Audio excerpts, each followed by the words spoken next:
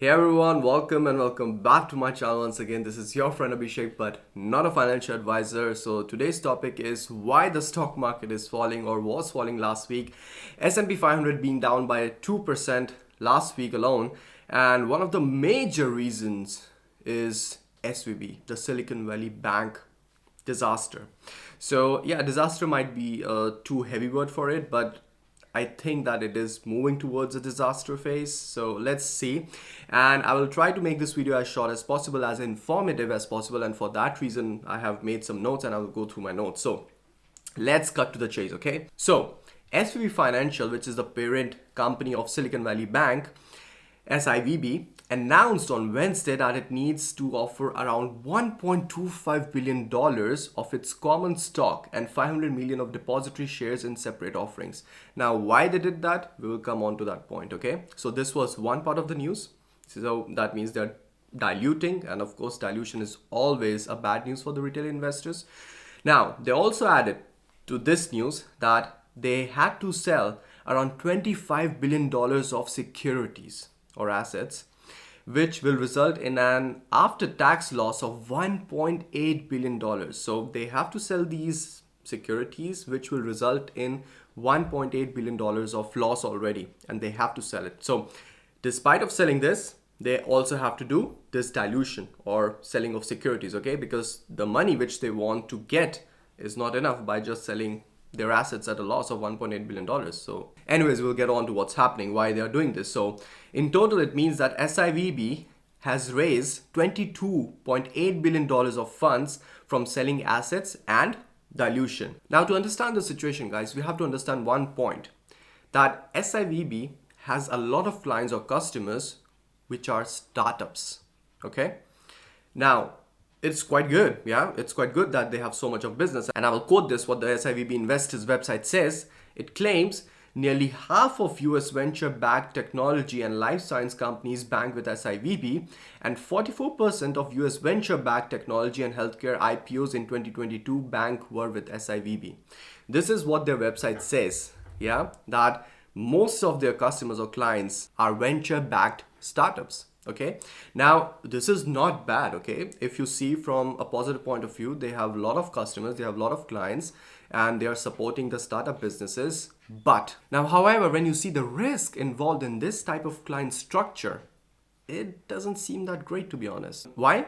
Well, startups, as we know, that they are cash burning businesses, and that's the reason why they need regular funds. And for that reason, they are typically supported by venture capitals, which are essentially large funds. And the business of these venture capitals is to give out the funds to such startups to support their normal daily operations. And also the reason for these venture capitals to invest into these funds is that they assume that one of these startups will become the next big thing. Let's say they want to invest into the next Tesla as early as possible. Yeah, that's the whole point of investing into such startups for these venture capitals. So to put it simply, venture funds give out the money to these startups for their daily operations, for these startups to be able to survive. However, this also means that these businesses are continuously losing money, and therefore they require this inflow of cash from these venture funds. And if in case the venture funds dries up, the business goes under. And this chart right here, which you see on the screen, it shows that in third quarter of 2022, venture dollar volume was down by 53%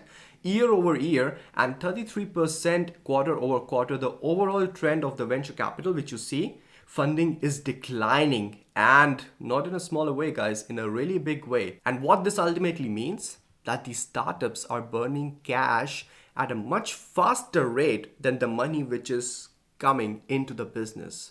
So they are not getting sufficient funds. Now, why I mention all of these things? Because SIVB is in the same situation. SIVB is one of these venture capital funds who were supporting these startups by providing them the money.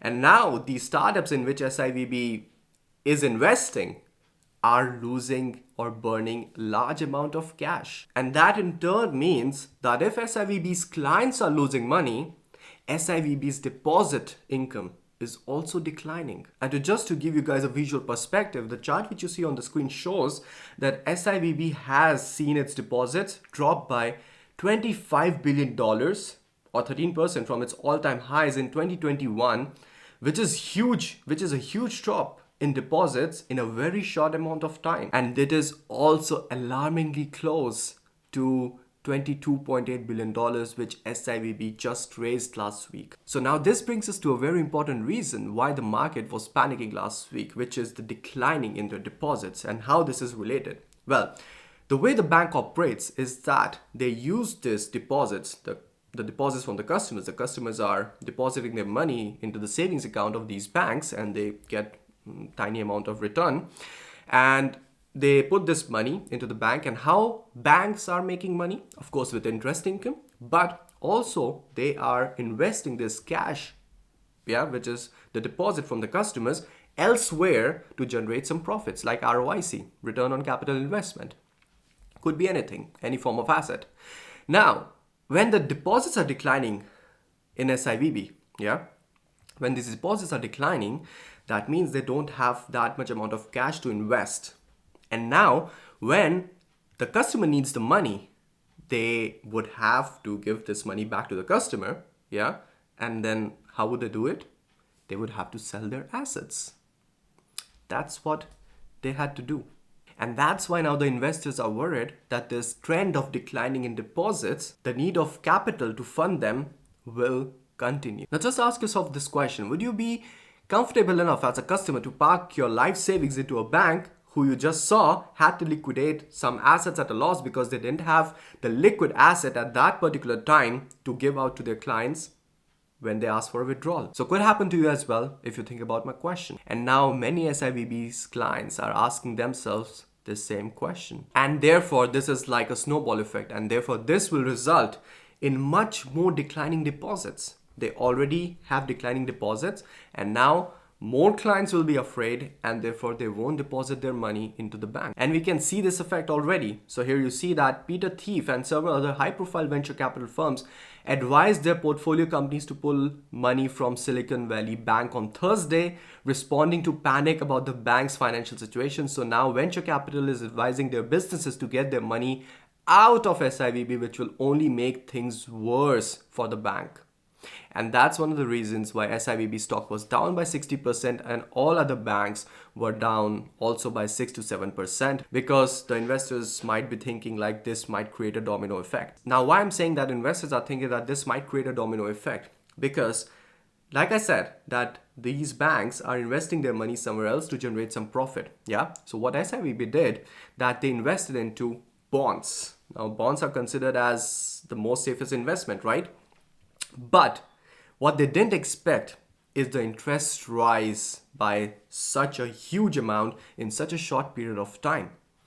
And when they didn't diversify their portfolios, and when they only had such startups as their clients who were losing money, it has to happen, because they would need to give out the money. And if they have invested just into bonds, so there are two mistakes here in my opinion. First of all, client diversification is not there or was not there, and most of the majority of the investments were only in bonds. Now bonds are of course safe, and they would not have lost their money if they would wait for the maturity, but they had to take out the money, and of course the bonds are yielding less because the interest rates are rising high.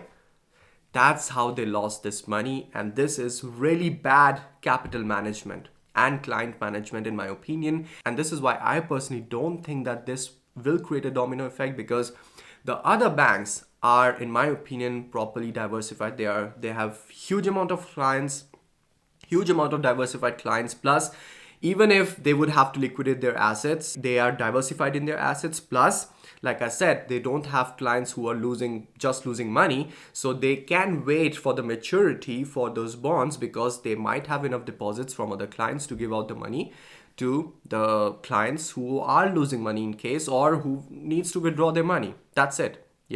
So that's why I don't think that this will create a domino effect. Yes, some banks like SIVB, who are really like this focused on just few amount of clients, that those banks might come into picture in the upcoming days, because of course if they follow the same schema, then it's gonna happen for sure.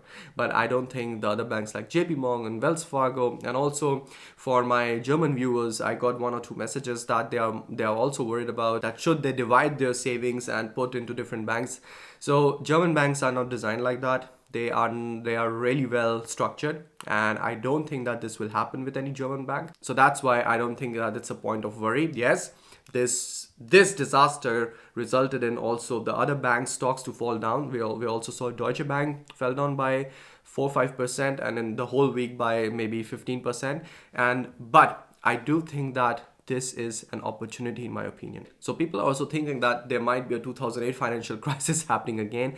But like I said, guys, I don't think that this is happening because like I said, these days the banks are much more rigid in structure and they are much more well diversified and they are not gonna crash like this. So after 2008, many banks learned their lessons and this is not gonna happen in my opinion. Yes, we might see a downfall in the stock market, but the actual fundamentals of the banks won't change as far as I see, and that's why there is no point of worry. In fact, like I said, this could be a really good opportunity to invest into banks and get that 10 to 15% guaranteed returns on the banks, which are really good in their interest income and their fundamentals are really kind of great. So that's it, guys. That's all for this video. I said that I will try to keep this video short, but I don't know how much it will be now. But I hope you got the idea and there's nothing to panic. And I guess that this could be another opportunity.